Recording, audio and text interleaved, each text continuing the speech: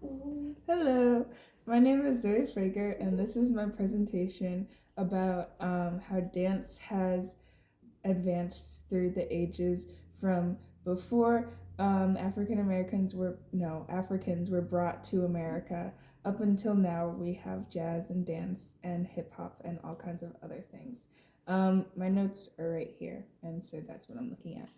So, one of the first things that we learned about was the ring shout. And so the history behind that is that Africans were taught Christianity, but they only really started believing it when more Africans were brought to the United States because they had their own religions. But once more generations were being born, then the newer generations started believing more in Christianity. Even evangelical Christianity gave them a feeling of autonomy. They believed that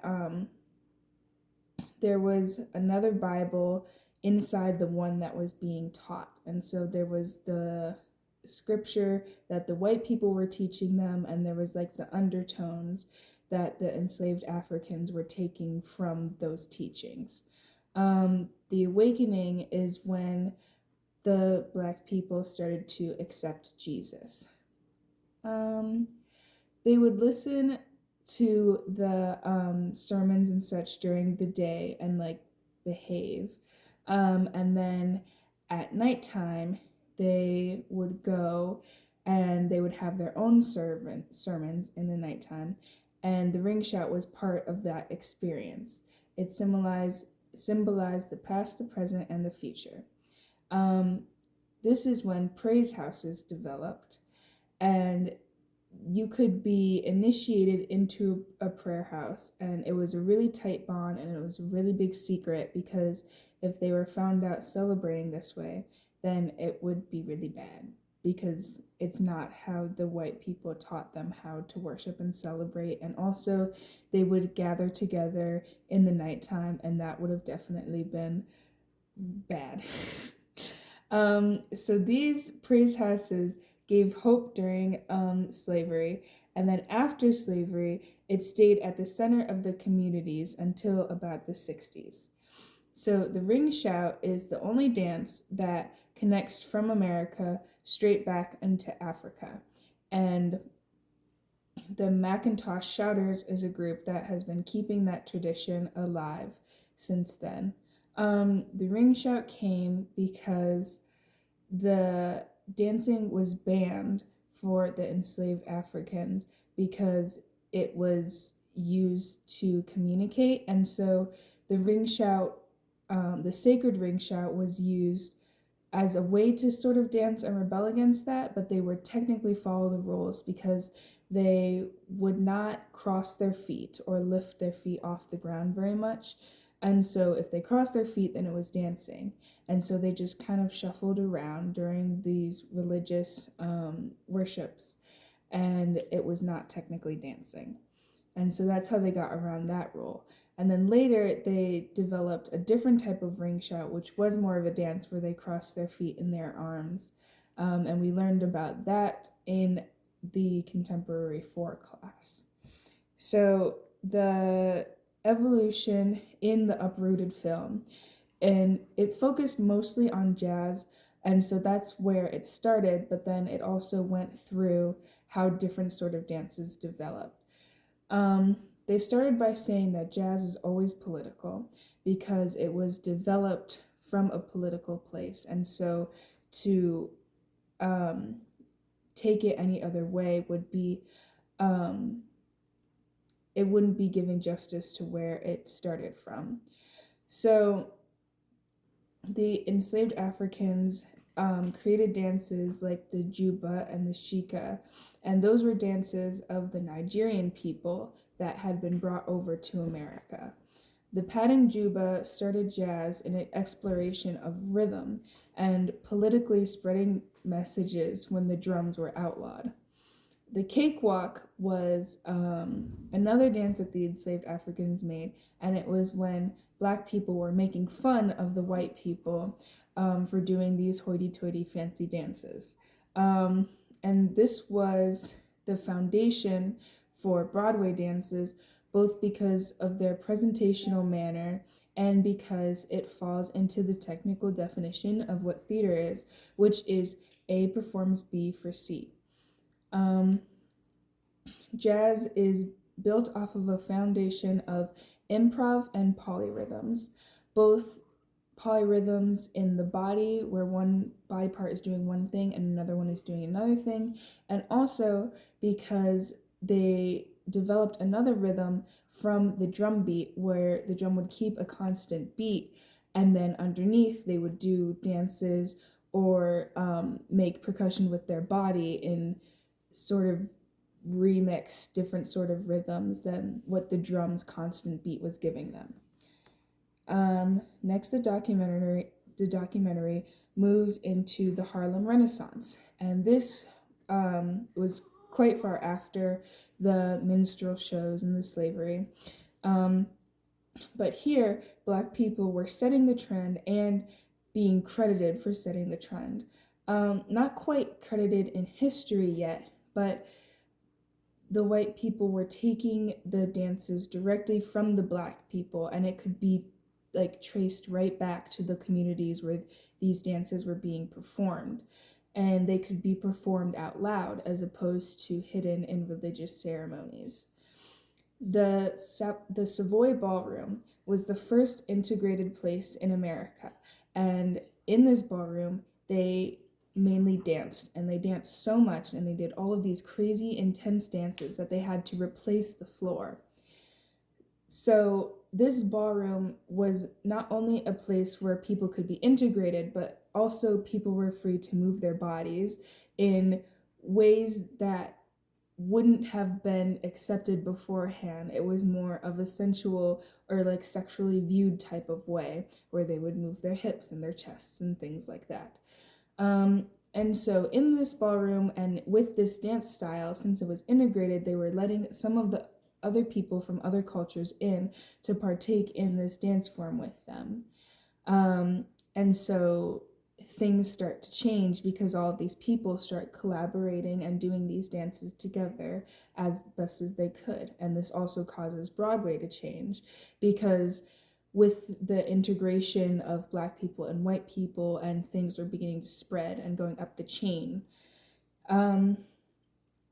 They talk a little bit about tap dance, which developed from I think it was the patting juba, where they would make percussion with their body and with their feet. And so it's sort of a chicken or the egg type of situation, they said in the documentary, of whether tap dance or jazz dance came first. And also in this period, music and jazz dance were more heavily connected with each other, jazz music and jazz dance, where people would perform and do jazz dances with the jazz music.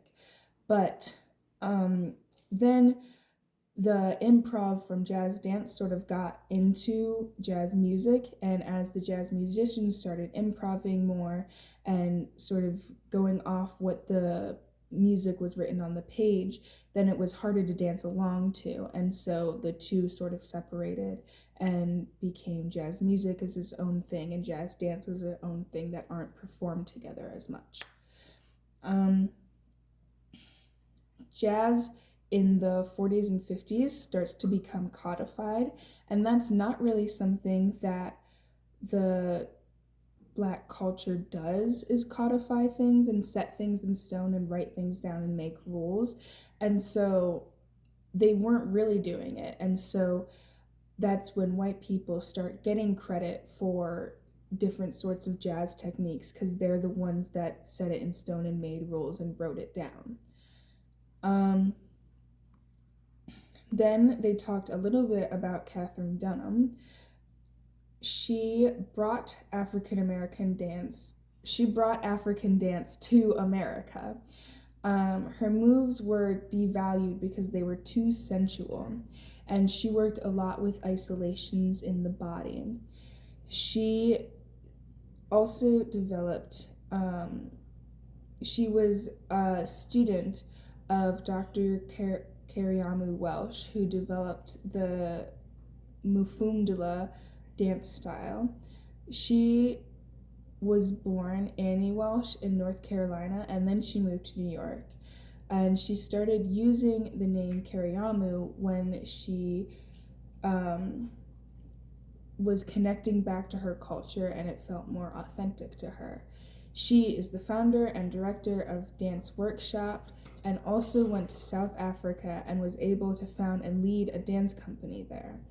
She taught at Temple University for 30 years until she retired, and she wrote and published like a ton of books. She insisted that she didn't create Mufundala. It came to her from the ancestors when she was in Zimbabwe, and the name came to her in a dream. She taught acceptance of all movement and bodies, specifically Black movement and Black bodies in this technique, and exploring those things from a place of love instead of standards and lines and more Western rules.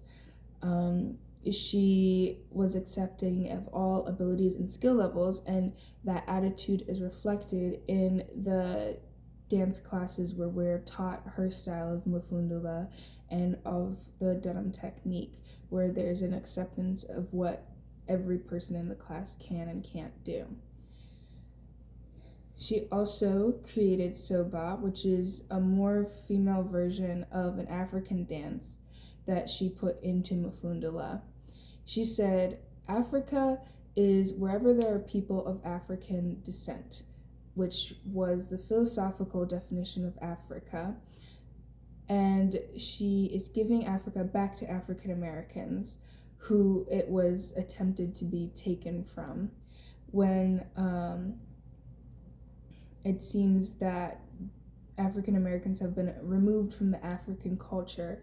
She sort of gives it back to them with this philosophical definition of what Africa is. Then the video talked a little bit about Latin and jazz, and they talked about how Colombian music held a big influence. And then when Colombia was closed off, we switched to Brazilian music. And so the jazz community kept trying to find the Latin influences that it could because it worked so well with the music. And they talked a little bit, the dancers in the video talked about West Side Story and that sort of influence on their careers. And the men talked about specifically how the men in the movie were portrayed and that they were doing these dances and being really skilled at these dances, but they were still seen as very manly men because they were in gangs and such. They also talked about Bob Fosse and his sort of technique and how it developed. And so they talked about his tension and revolution and how he choreographed the way that he could dance, which was slouched and turned in, and it didn't really reflect the sort of techniques that everybody else was teaching as it was getting more Western and sort of held and turned out and those sort of things. He was really breaking the mold in that sort of time. He used dance specifically and always to tell a story. He said that dancers were actors that communicated with their bodies as opposed to with their words. And when he taught, he used imagery in every movement. He described people as moving like a broken doll, or moving like you're in jello, or roll your shoulder like you have a dirty bra on, which is a quote from the documentary, and sort of using all of these different images and depictions to get the dancers to move in the very, very specific way that he had imagined for them. He choreographed a lot of sort of contained movements and then an explosion and then right back to containing it again. And his choreography is forcing the eye to look somewhere specifically, in that he would have stillness and someone's wrist moving, or focus on a specific dancer so that he could move the story forward. They also talked about sort of the codifying of the dance and how Africans African people treat that differently. I have people may not solidify or draw out or write down something, not because it's not important or because it shouldn't be remembered, but because it's a European philosophy to do those things. It's not dumb, it's just not what you do. And so it's a different way of teaching. It's teaching through seeing or through explaining, as opposed to writing it down in books. And this sort of oral learning and teaching encourages more community than having to read a book and find it in the library by yourself. They talk about how in the 60s and 70s, with lots of protests and social justice things going on at that time, the dance reflected the social movements that were going on. Going back to the initial point that jazz is always political. Women could not dance alone at first in the 60s and 70s, and then it was moving into dance not having to be something that you trained for. And even when it was a social dance with the Lindy Hop and with the Savoy Ballroom, you still had to memorize the dance and learn the moves so that you could do these partner dances with each other. But in the 60s and 70s, dance is moving to a social thing that you didn't have to practice and prepare for. It could just be a social thing. This was also the beginnings of the development of hip hop. In the 80s and 90s, they start doing music videos and more sensual and sexy movement, and like broadcasting that movement and being very, very proud of it.